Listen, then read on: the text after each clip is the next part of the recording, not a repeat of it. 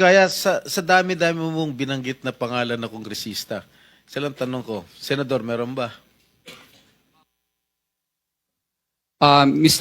Your Honor, wala po.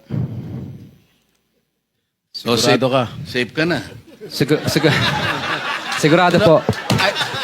Sabi ni Senator Marcoleta kahapon, ligtas ka na. Hindi po ito totoo. Si Senator Jinggoy Ejercito Estrada, Senator Joel Villanueva, Yusek Robert Bernardo, at D. Alcantara.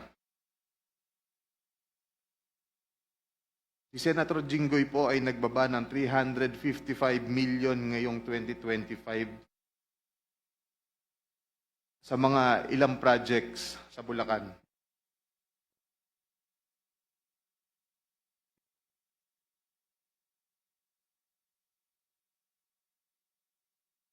At ang sabi po ng boss ko dito ay 30% ang commitment dito. Ang mga projects po na to ay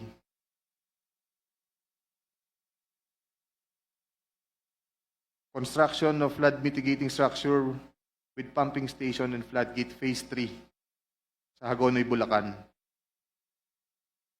Flood control mitigating structure with pumping station and floodgate sa Malolos, Bulacan.